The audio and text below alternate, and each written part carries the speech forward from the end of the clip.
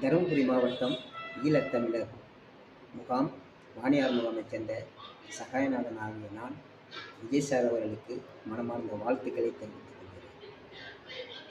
Vijay sir அவர்களுக்கு பல தடைகள் வந்தும் பல பிரச்சனைகள் வந்தும் அதையெல்லாம் கடந்து கடகடவென்று கூட்டணி சேர்த்து படபடவென்று இடி மின்னலை போல தமிழ்நாட்டு மக்கள் ஆசைப்படி முதல்வராக வந்த பதவி ஏற்றவரே வாழ்க.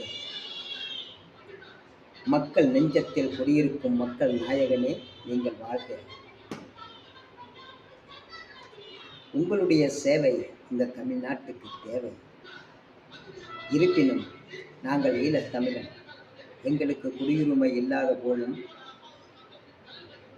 நாங்களும் எங்கள் மக்களும் எங்கள் தோழர்களும் சிறு பிள்ளையிலிருந்து பெரியவர்கள் வரை உங்கள் மீது அதிகமான பற்று கொண்டவர்கள், பாசம் கொண்டவர்கள், ரசிகர்கள், இப்படி பலவிதமான கட்டவுட்டுகள் வைத்து உங்களை கொண்டாடும் தோழர்கள் எத்தனையோ பேர், எத்தனையோ முகாம்கள். அதில் எங்கள் முகாம்கள்.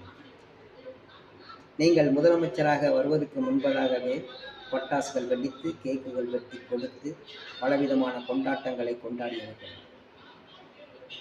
இருப்பினும் நாங்கள் ஈழத்தமிழன், எங்களை பற்றி எந்த விதமான ஒரு வார்த்தைகளோ நீங்கள் உச்சரிக்கவில்லை என்பது எங்களுக்கு மிக வருத்தம்.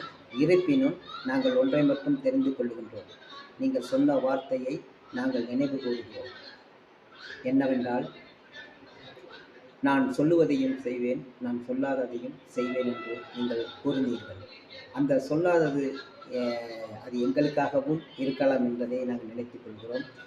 அதை முழுமையாக நீங்கள் நிறைவேற்றுவீர்கள் என்று நாங்கள் ஆசைப்படுகிறோம், எதிர்நோக்கி காத்திருக்கின்றோம்.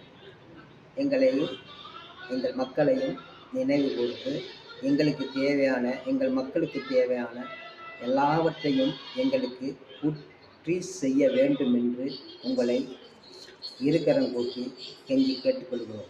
ஏனென்றால் எங்களுக்கு நீங்கள் எல்லாவற்றையும் செய்து முடிப்பீர்கள் என்ற நம்பிக்கையோடு காத்திருக்கின்றோம்.